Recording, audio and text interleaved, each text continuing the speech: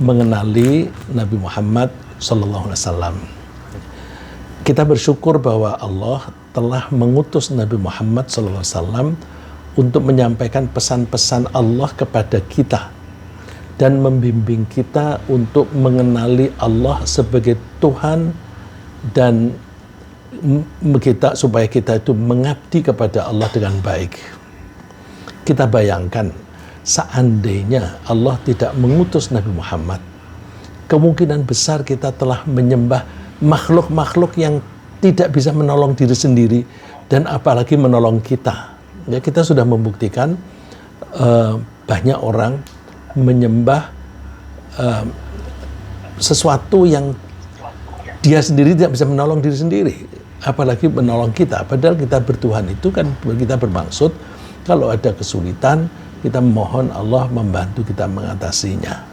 Ya, jadi buktinya di dunia meskipun ada Nabi Muhammad SAW itu diutus, tetap saja masih banyak orang yang tidak mengabdi kepada Allah. Ya, buktinya bahwa di antara orang-orang yang tidak mengenal dan mengikuti Nabi Muhammad, ada yang menyembah manusia. Manusia hidup maupun manusia mati. Sudah meninggal disembah. Ada yang menyembah matahari. Ada yang menyembah api. Ada yang menyembah uang. Ya, menyembah uang itu bukan dengan cara melakukan ritual, tetapi tunduk patuh kepada uang. Jadi namanya bertuhan itu terutama adalah tunduk patuh. Oleh karena itu, mari kita berusaha lebih jauh mengenali Nabi Muhammad SAW, baik sebagai wakil Allah dalam membimbing kita mengikuti cara hidup yang benar, sebagai kekasih kita, dan sebagai idola kita. Jadi 3 hal ini perlu kita pelajari, ya. Rasulullah itu wakilnya Allah dalam membimbing kita, karena Allah berjanji kepada Nabi Adam akan selalu membimbing manusia. Oleh karena itu Allah selalu mengutus utusan. Sebelum Nabi Muhammad, utusan itu berturut-turut.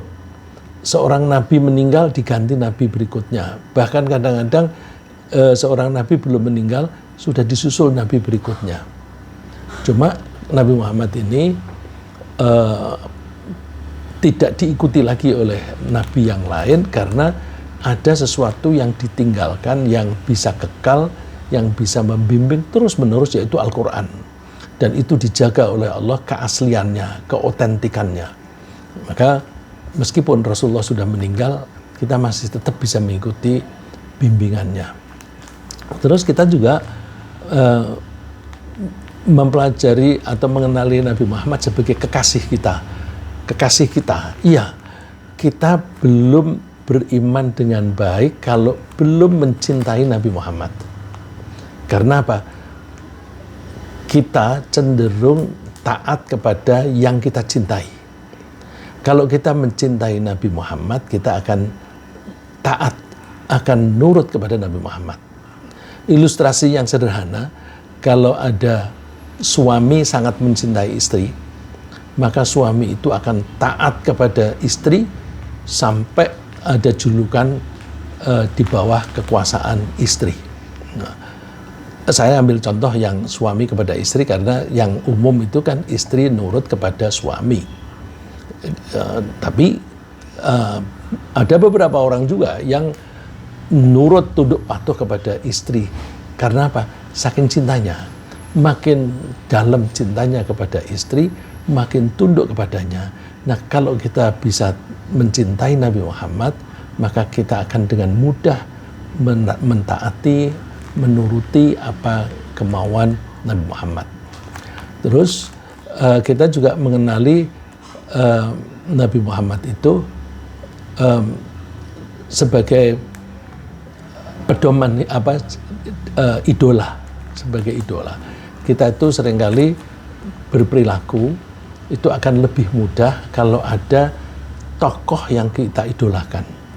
Nah, terus biasanya dia kalau ada problem yang semacam ini cara mengatasinya begini. Nah, itu idola, ya. dalam bisnis saya kira juga seringkali begitu. Mau meniru kesuksesan seorang pengusaha yang besar gitu. Nah, mohon maaf saya tidak menyebut nama, karena kalau saya menyebut nama saya mungkin dianggap mengidolakan dia. Nah, Nabi Muhammad itu juga harus kita idolakan, karena dengan mengidolakan kita itu bisa berperilaku yang sesuai dengan yang dikehendaki oleh Allah, karena Rasulullah itu perilakunya betul-betul seperti yang dikehendaki oleh Allah, sehingga para sahabat itu ketika ditanya bagaimana perilaku Rasulullah, jawabannya ringkas, perilakunya itu Al-Quran. Jadi dia betul-betul menerapkan ajaran Al-Quran. Nah, agar kita tuh bisa memperoleh gambaran yang lebih jelas mengenai Rasulullah, kita perlu mempelajari misinya, kita pelajari ucapan-ucapannya, kita pelajari tindak tanduknya atau perilakunya. Dan agar keyakinan kita lebih mantap lagi, kita perlu mengetahui juga mukjizat yang mengukuhkan kenabian beliau. Mukjizat-mukjizat ini insya Allah sudah banyak yang tahu, tapi ada hal-hal yang kita itu belum tahu. Ya. Kenapa kita perlu mengenal Nabi Muhammad lebih jauh? Ada beberapa alasan. Ya. Alasan mengapa kita harus mengenali Nabi Muhammad dengan lebih baik itu antara lain, kita itu mempercayai Nabi Muhammad SAW sebagai utusan, dan kepercayaan kita kepada Nabi Muhammad sebagai utusan itu sebagai rukun iman dan rukun Islam. Rukun iman itu kan ada 6. Pertama, percaya kepada Allah, dan kedua, percaya kepada Nabi Muhammad. Jadi kalau tidak mempercayai Nabi Muhammad, tidak mengimani, itu namanya bukan orang mukmin. Meskipun dia mengaku mengimani nabi-nabi terdahulu, mempercayai Nabi Ibrahim sebagai utusan, Nabi Musa sebagai utusan, Nabi Isa sebagai utusan, tetapi kalau tidak mengakui Nabi Muhammad sebagai utusan Allah, ya bukan orang Islam. Begitu pula rukun Islam. Rukun Islam itu ada 5. Nomor satunya syahadat. Syahadat itu memberi kesaksian bahwa tidak ada Tuhan kecuali Allah, dan bahwa Muhammad adalah utusan Allah. Jadi nggak bisa kita lepas dari Nabi Muhammad SAW. Ya. Jadi dengan demikian mengenali Nabi Muhammad itu penting. Nah, terus apa dalilnya? Dalil mengenai rukun iman dan rukun Islam itu banyak. Yang biasanya kalau orang menyebut satu hadis, itu ada hadis yang panjang. Hadisnya itu diriwayatkan oleh Umar bin Khattab. Suatu saat Nabi Muhammad kedatangan seorang tamu, pakai pakaian putih-putih, tapi tidak ada kesan ada debu, baik di pakaiannya maupun di kulitnya. Tidak ada kesan dia capek. Bersih sekali. Terus begitu masuk ke masjid, duduk di depan Nabi Muhammad, nempel lutut, dan lutut itu ditempelkan. Itu kan orang itu penasaran, siapa ini kok kurang sopan misalnya, tamu baru datang sekali kok begitu nempel, begitu dekat, itu sok akrab. Udah begitu, tamu ini bertanya.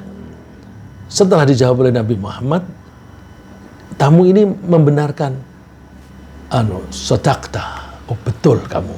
Jadi seperti orang menguji, ditanya apa iman itu, terus Nabi menjawab. Setelah dijawab, betul. Apa Islam itu? Terus setelah Nabi Muhammad menjawab, betul. Begitu pula ditanya, ihsan itu apa? Dijawab oleh Nabi, lalu dia komentarnya, betul. Wah, ini membuat Umar bin Khattab itu penasaran, ini tamu apaan ini? Ya, itu saya kutip yang di sini itu hanya sebagian. Wa qala ya Muhammad, akhbirni anil Islam.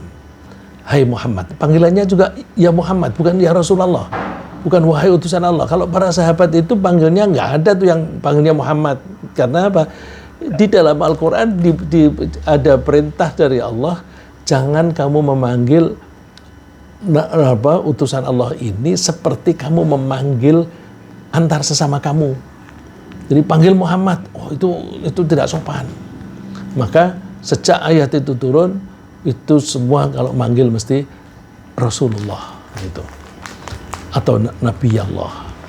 Nah, yang umum biasanya ya Rasulullah. Nah, ini tamu ini panggilnya Muhammad, beritahu aku tentang Islam. Lalu Nabi Muhammad bilang, al-Islamu an tasyhada an la ilaha illallah wa anna Muhammadan Rasulullah. Islam itu kamu membuat kesaksian tidak ada Tuhan kecuali Allah dan Muhammad itu utusan Allah. Itu nomor satu. Baru kemudian disebutkan kamu sholat, kamu menunaikan zakat, puasa Ramadan dan haji. Kemudian dia bilang, sodakta, betul kamu. Si Umar komentar, fa'ajibna lahu yas'aluhu wa yusaddiqu. Kami heran, kenapa dia bertanya terus kemudian dia menganggap itu benar. Terus bertanya lagi, fa'akhbirni 'anil iman. Beritahukan aku tentang iman. Terus Nabi menjawab, iman itu antu'mina billahi wa malaikatihi wa kutubihi wa rusulihi wal yawmil akhir wa tu'mina bil qadari khairihi wa syarrihi. Iman itu kamu percaya kepada Allah, malaikatnya, kitabnya, utusan-utusannya, dan hari akhir serta qada dan qadar. Nah, ini berarti rukun iman ada percaya kepada Nabi Muhammad. Maka mengenali Nabi Muhammad itu penting. Nah, sebagai konsekuensinya, seseorang yang tidak mempercayai Nabi Muhammad sebagai utusan Allah, itu terancam akan tinggal di neraka kelak di hari kebangkitan. Karena mengimani Nabi Muhammad itu sebagai syarat, sebagai, kalau di sini disebut rukun, tapi itu juga menjadi syarat. Karena seperti misalnya sholat. Sholat itu tidak sah kalau orangnya tidak memenuhi syarat, antara lain syaratnya itu mengimani Allah dan Rasulnya. Jadi orang kafir sholat, sholatnya nggak sah gitu. Jadi harus beriman. Oleh karena itu orang yang tidak mempercayai Nabi Muhammad itu ancamannya neraka. Rasulullah bersabda, "Walladzi nafsu Muhammadin biyadihi la yasma'u bi ahadun min hadhil ummah yahudiyyun wala nasraniyyun thumma yamutu wala yu'min billadzi ursiltu bihi illa kana min ashabin nar." Demi Tuhan yang menguasai Muhammad, kalau ada seseorang mendengar tentang aku, tentang Nabi Muhammad, baik dia Yahudi atau Nasrani atau siapapun, kemudian dia tidak mengimani Nabi Muhammad yang diutus oleh Allah, dia tidak mengimani sampai mati, illa kana min ashabin nar, dia akan menjadi penghuni neraka.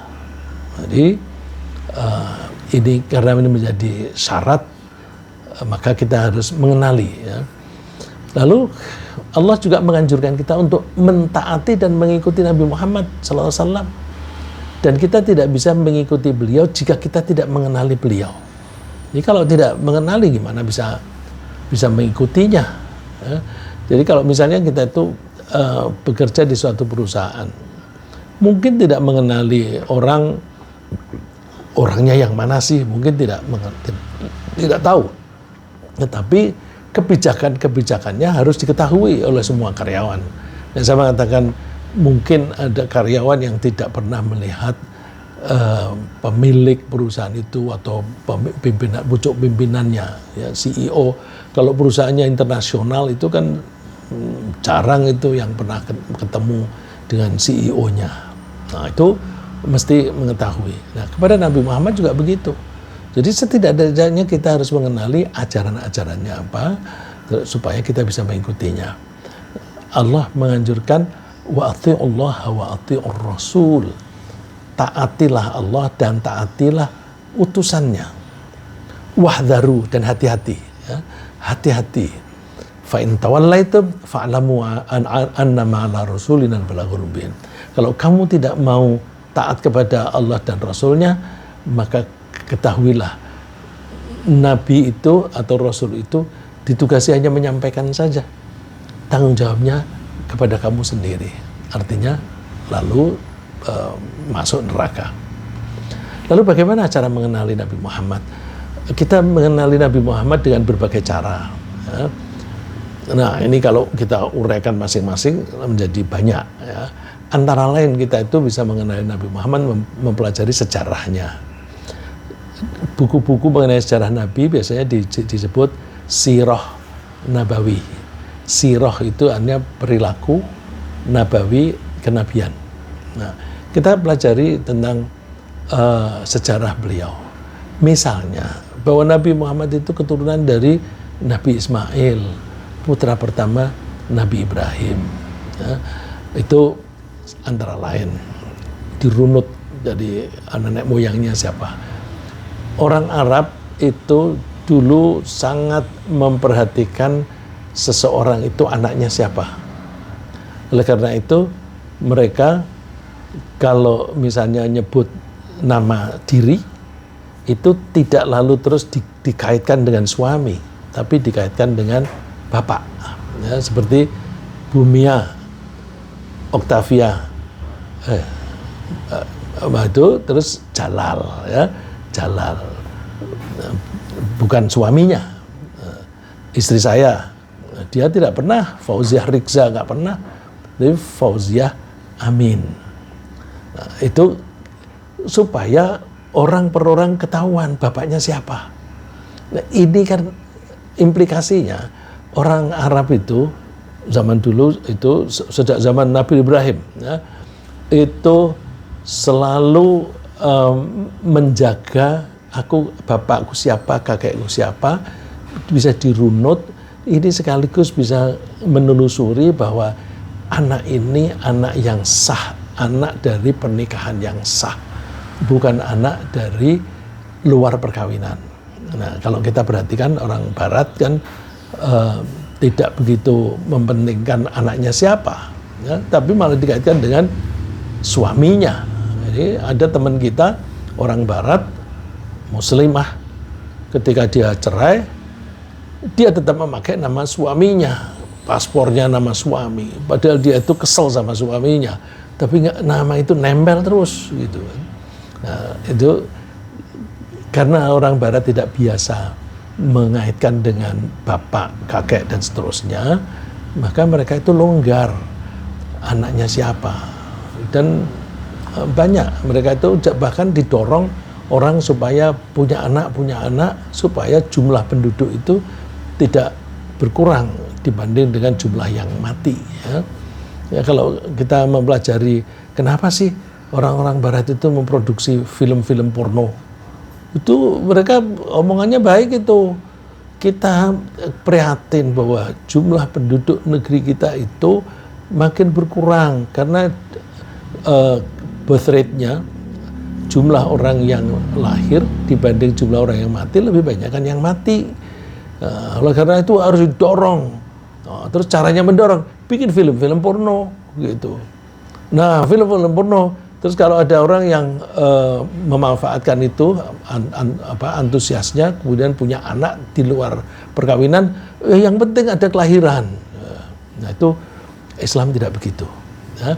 Nah, Islam itu menjaga misalnya, ya, Rasulullah mengatakan, Innallaha astafa Kinanah min waladi Ismail, wastafa Quraisyan min Kinanah, wastafa Hashiman min Quraisy, wastafani min Bani Hashim.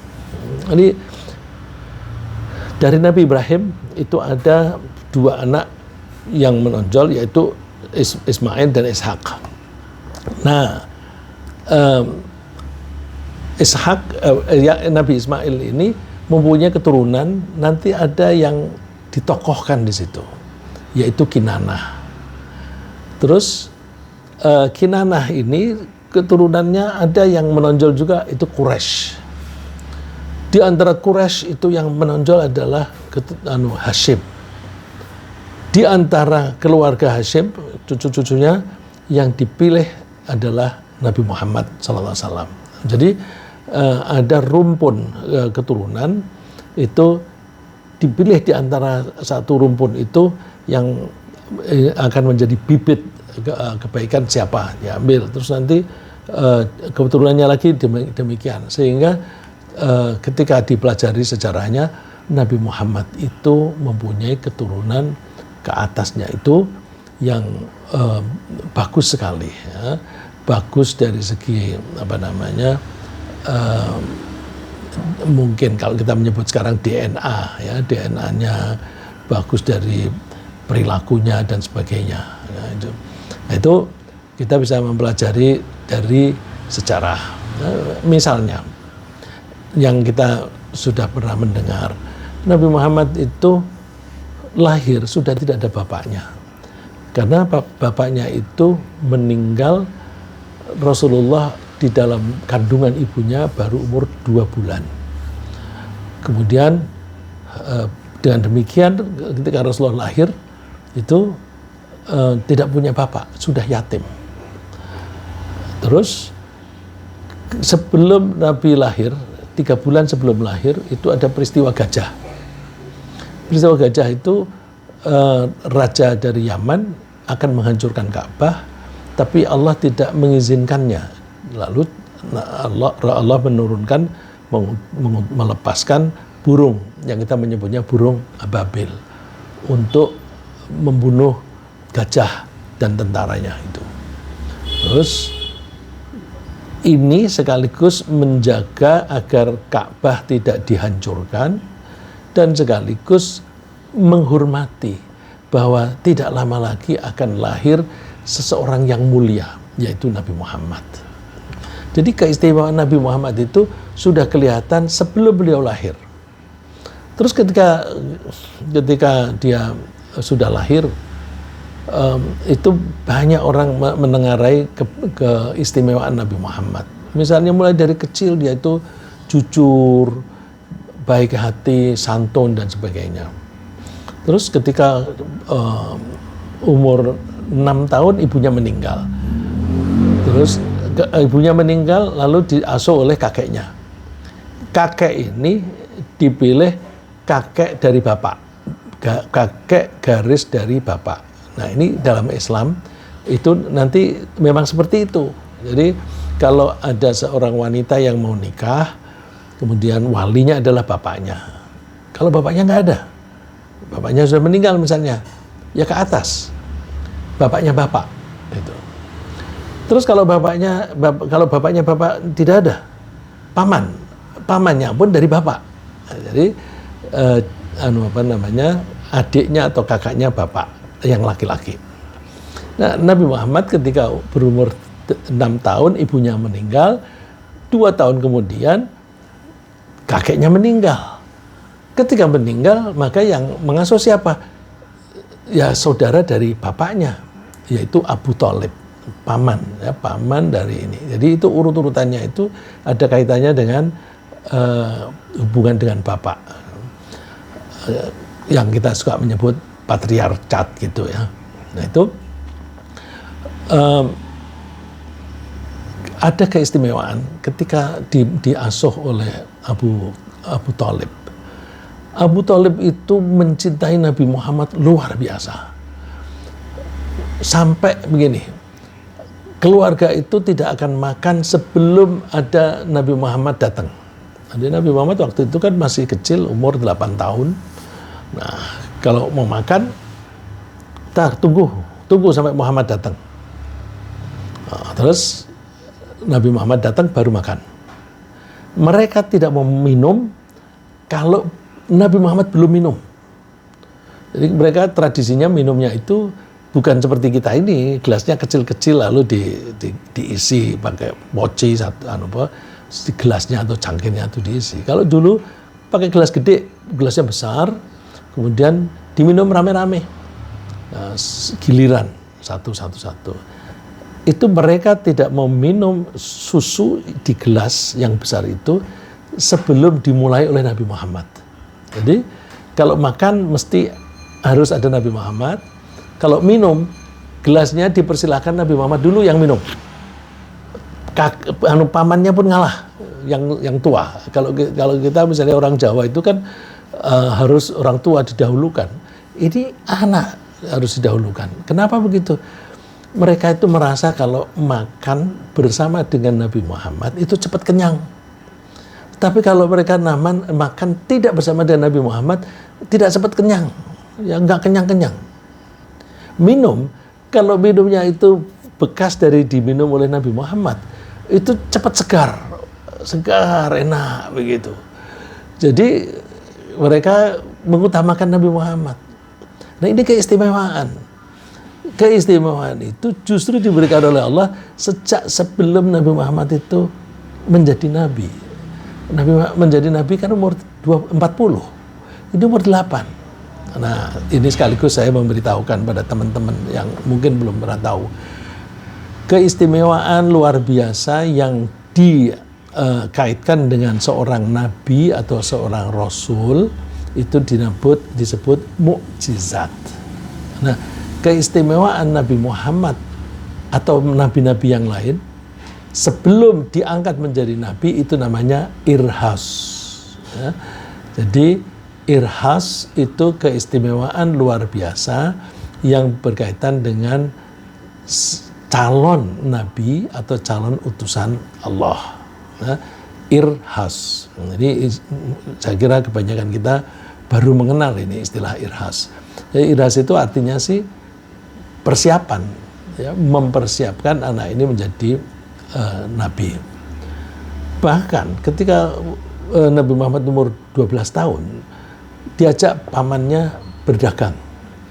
Orang Mekah itu dulu kebanyakan itu pedagang. Kenapa? Tanahnya tandus. Dan dagang itu laris. Kok bisa laris? Ya karena Makkah itu tempat pertemuan orang yang datang dari berbagai penjuru. Bukankah haji itu diwajibkan oleh Allah sejak zaman Nabi Ibrahim?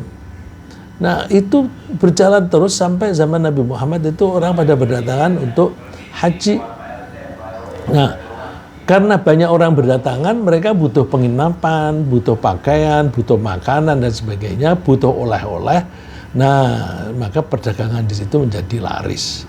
Nah, sampai sekarang coba kita itu mencari buah apa saja di Mekah pasti ada, dan harganya lebih murah daripada di mana saja, dimanapun.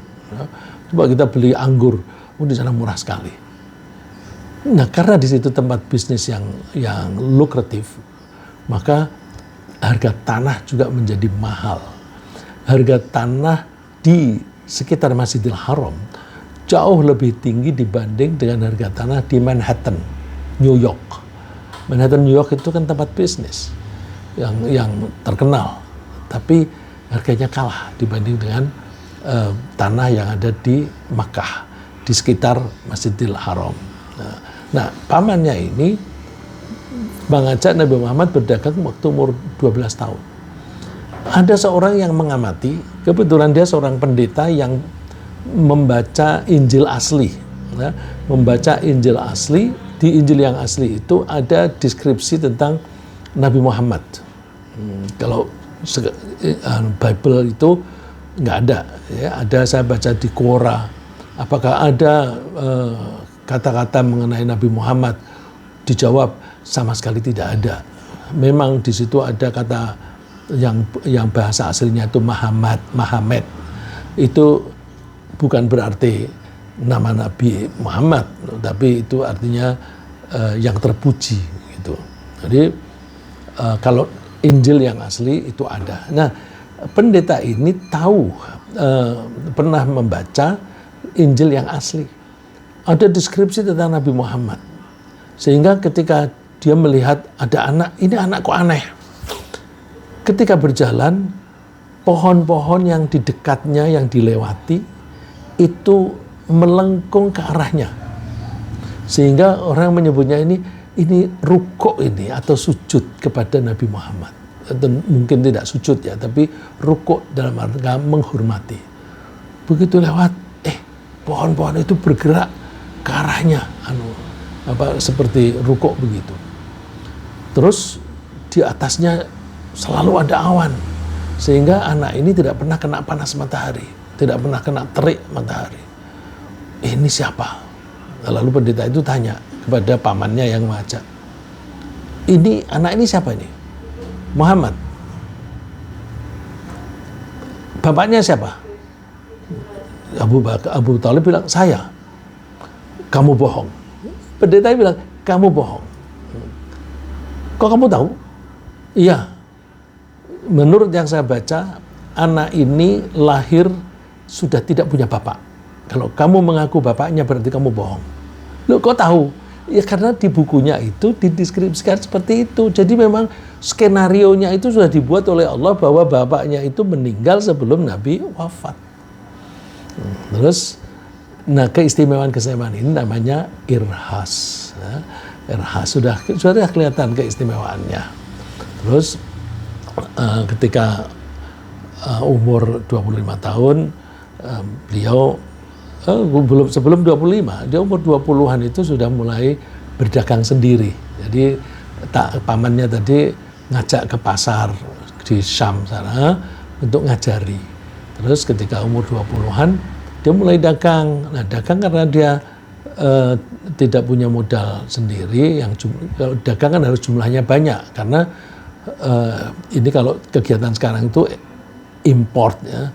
Impor itu kalau tidak jumlah banyak sekalian bisa rugi, apalagi perjalanannya jauh. Dari Makkah ke Syam itu bisa membutuhkan waktu 20 hari perjalanan pakai unta. Itu perjalanannya aja itu sudah mahal. Karena bekalnya itu kan di perjalanan kan nggak ada restoran.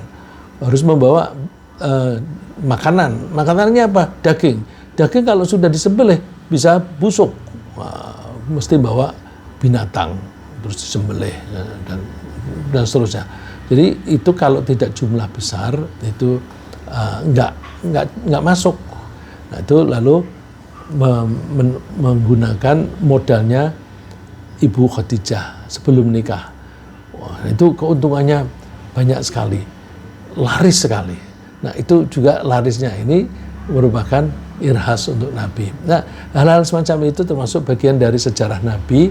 Kalau kita mempelajari sejarahnya Nabi, mudah-mudahan kita menjadi makin mempunyai gambaran yang baik. Oh, memang dia orangnya baik. Dan mungkin satu saat kalau kita sempat, kita akan membahas bahwa Nabi Muhammad itu sejak saat itu menjadi orang yang kaya raya. Bahkan ada penulis yang saya tadi sebut, menulis disertasi, namanya Abdul Fattah As-Samman. Ya. Dia menyebut Nabi Muhammad itu milyuniro. Itu kalau bahasa kita kan milioner. Ya. Milioner kalau di Indonesia bukan kaya itu, karena sejutanya rupiah itu murah sekali. Jadi kalau sejutanya di Amerika ya sudah terbilang punya harta banyak. Nah, Nabi Muhammad itu digambarkan sebagai seorang yang milioner.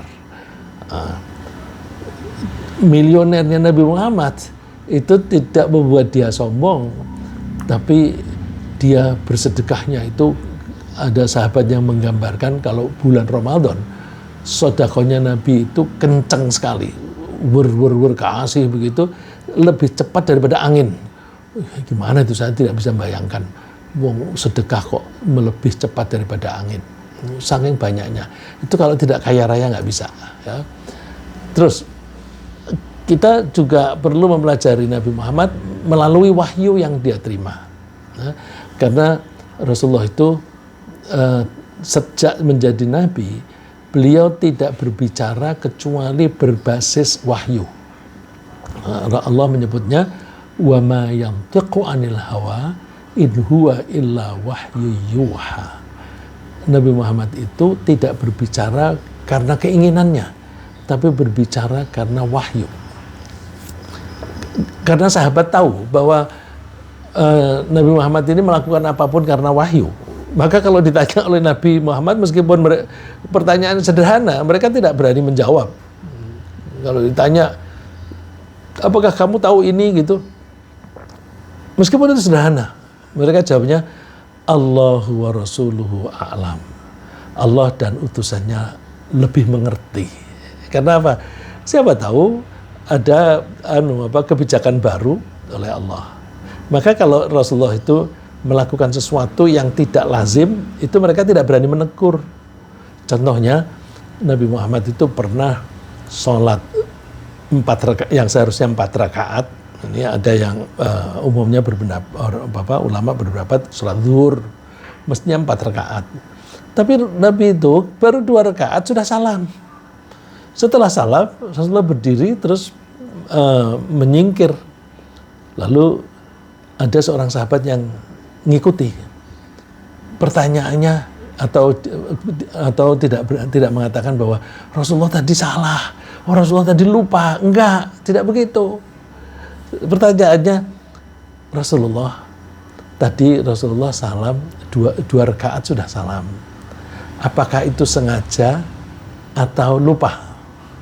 Jadi sengaja atau lupa? Karena bisa jadi sengaja.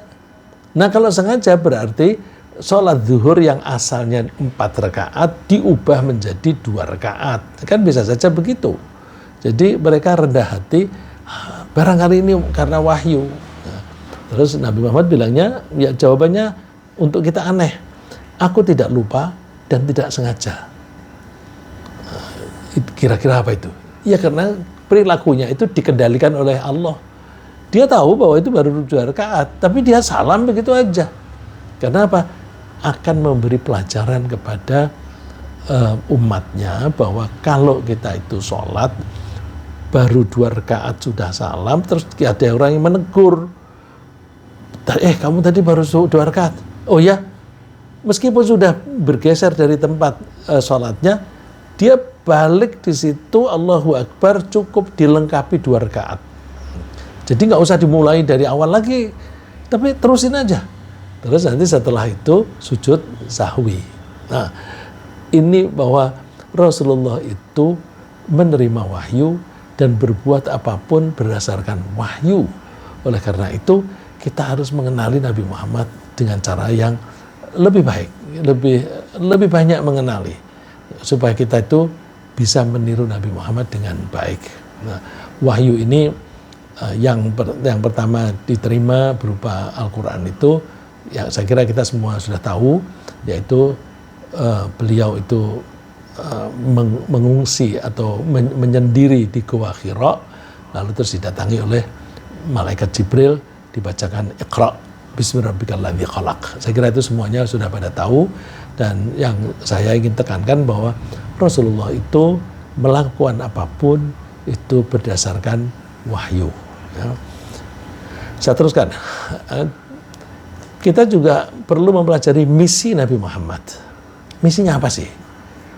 Beliau itu ditugasi oleh Allah sebagai seorang utusan yang tugasnya membacakan ayat-ayat Al-Quran kepada seluruh umat manusia.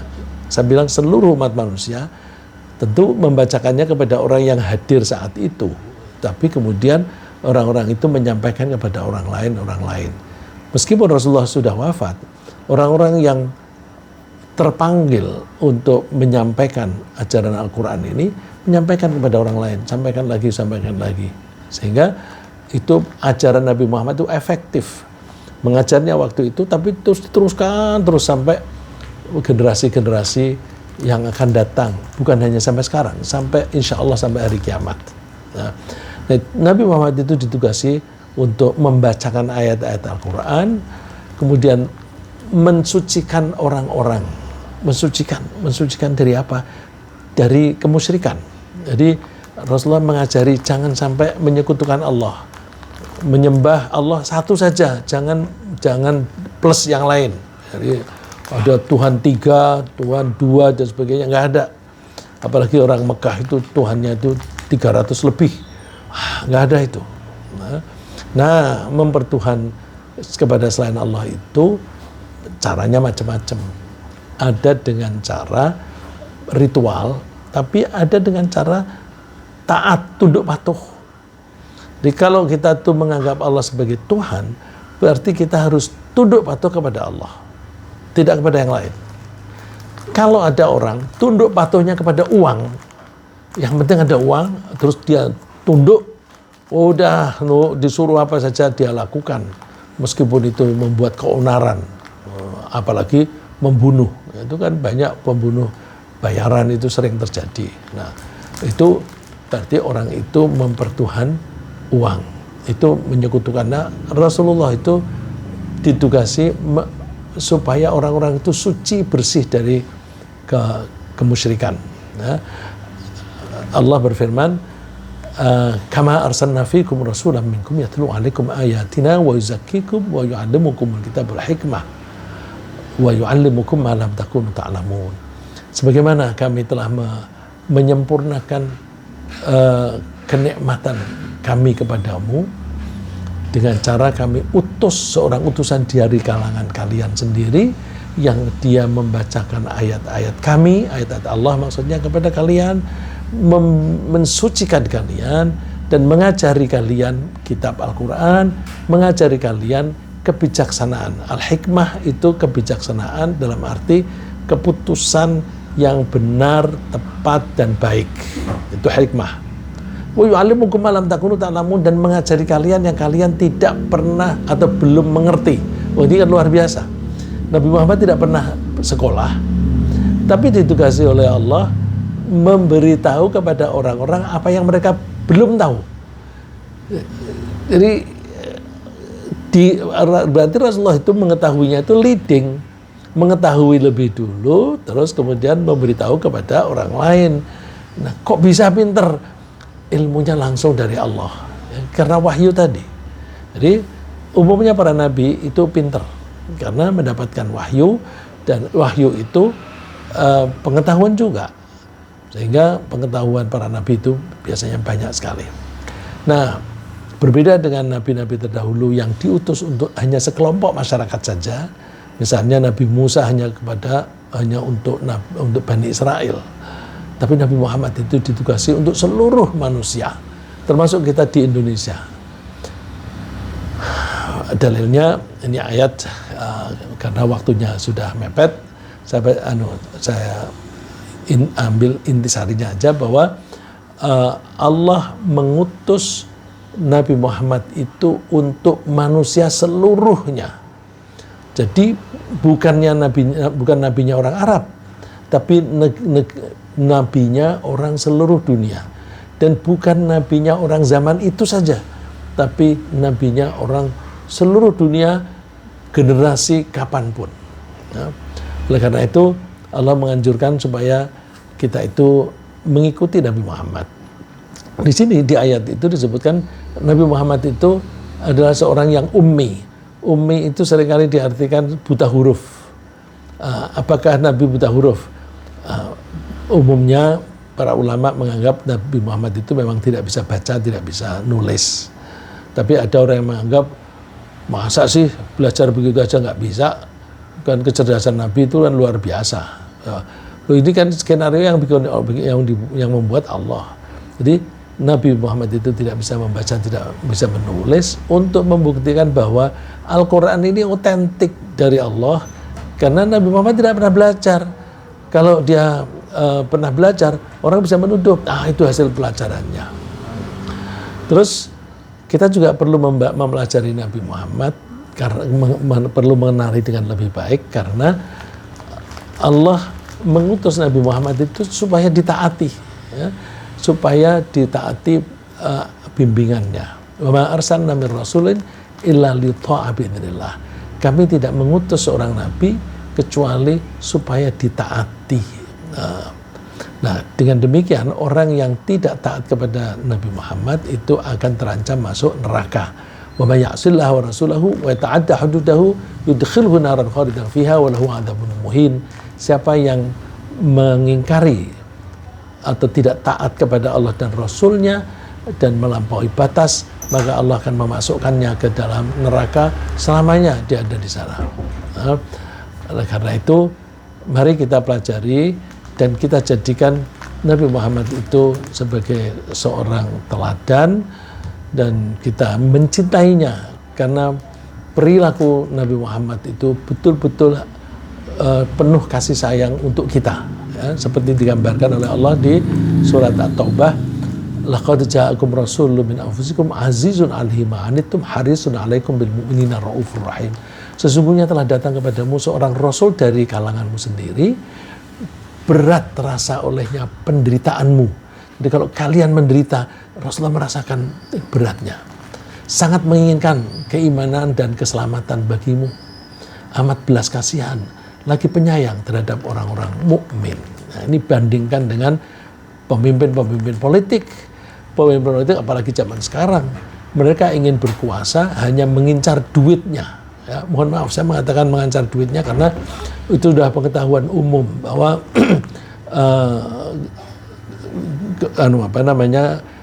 satu partai itu berusaha mempromosikan anggotanya menjadi presiden atau setidaknya menjadi menteri, itu nanti kenapa? Supaya bisa mendapatkan keuntungan dari anggaran kementerian itu.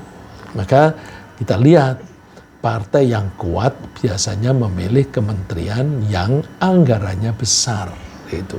Nah, ya kita tidak tahu persis ya, tapi kenapa itu? Kita bisa berpraduga, tapi kita tidak usah menuduh ya, tapi bisa berpraduga. Nah, nanti terbukti bahwa ketika ditangkap oleh KPK, itu korupsinya besar, itu yang ketahuan. Nah, bandingkan Nabi Muhammad itu tidak ada kepentingan itu. Justru coba salah satu kata-kata Nabi, kalau seseorang meninggal dan dia meninggalkan harta, maka harta itu untuk ahli waris. Tapi kalau ada orang meninggal, dia punya hutang, itu tanggungan saya Nabi Muhammad. Jadi kalau ada orang meninggal, kok hutangnya belum dibayar, keluarganya tidak bisa bayar, boleh nagih kepada Nabi Muhammad. Itu kan luar biasa itu. Dan itu kalau yang klaim itu ribuan, gimana itu? Dan Rasulullah sanggup. Ya itulah, Rasulullah itu ternyata memang kaya. Ya. Saya kira sementara begitu, ringkasnya bahwa kita harus mengenali Nabi Muhammad SAW karena kita wajib mempercayainya, dan mempercayai Rasul itu salah satu rukun iman dan rukun Islam. Kita bisa mengenali Nabi Muhammad SAW dengan mempelajari sejarah hidupnya, mempelajari misinya, dan mempelajari bimbingannya.